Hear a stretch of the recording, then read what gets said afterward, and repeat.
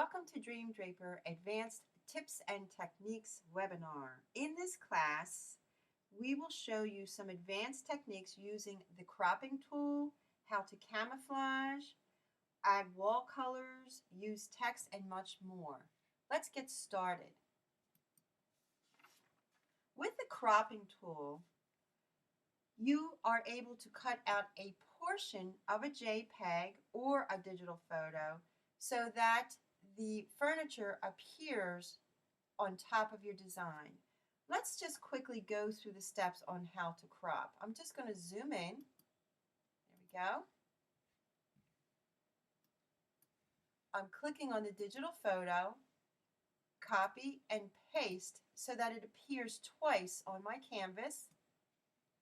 Using the cubic Bezier located in the toolbar, I'm going to trace around the chair. Left click once to place the anchor and simply draw by clicking around the chair.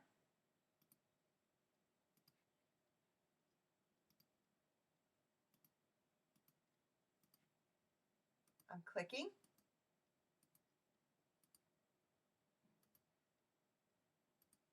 When you get to the beginning, double click. And here's a little trick. I'm zooming in just a little bit more. A little trick. Click on your edit points and you can actually manipulate or just sort of change some of your lines. If you like to smooth some of them out or just make it a little more detailed. Perfect. Be sure to go back to the design mode. Put your finger on the Shift key, leave it on the Shift key, and click on the digital photo. So both the digital photo and the drawing around the furniture are selected, and click on Crop.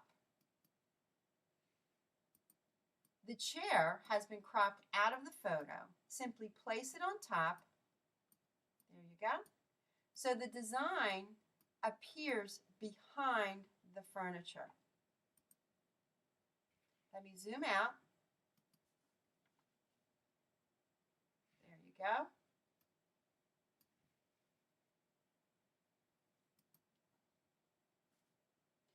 The cropping not only helps you position the furniture and so it appears in front of your design, you can also crop out furniture or accessories on a JPEG found on the internet or taken with your digital camera while shopping and simply place it in the room setting.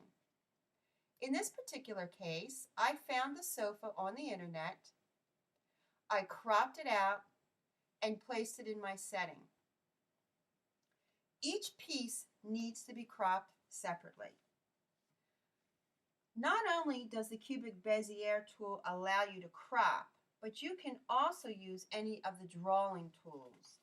Let me show you an example. I'm clicking on the rectangular tool located in your toolbar, and I'm drawing just a rectangle around the pillow. Finger on the Shift key, keep it on the Shift key, click on the photo, and then click on your crop icon located at the top of the toolbar. And a rectangular shape will be cut out. Let's try that one more time. You can really get a little creative with this. I'm taking the diamond and I'm just going to draw around the little kitty cat's face. Finger on the Shift key and click the cropping icon. And look at that. We've got the little kitty cat cut out in the shape of a diamond. There are times when you crop your furniture so it appears in front of the design, but some of those areas do not crop out. The panel should be seen within these open areas of the chair and the chandelier. Here's what we can do. Click on your cubic Bezier located in your toolbar. Let me zoom in first. There we go. and draw inside that opening. Double click. Make sure your properties box is open. Click on the color button. For stroke color, click None. Click on your custom swatch library and simply fill with the fabric from the panel. It's that easy. Let's do it one more time. Cubic Bezier. Draw inside the opening. Double click. Make sure the color button is filled. Stroke color None. And double click on your fabric swatch. And you're done. It's that easy.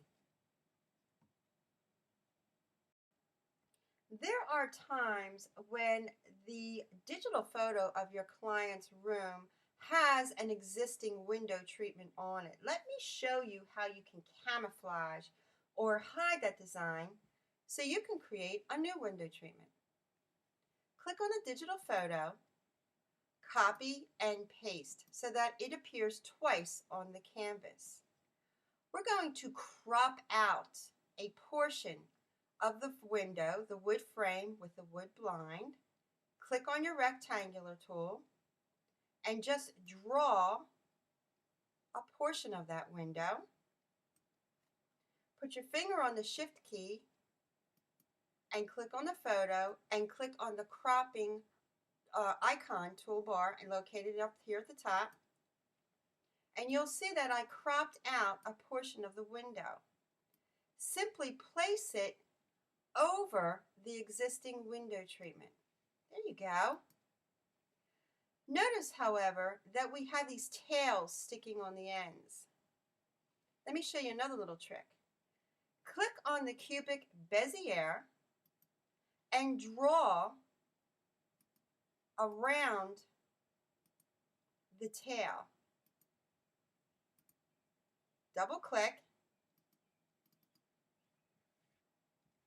Click on the color button in your properties box. Click on the None for color stroke.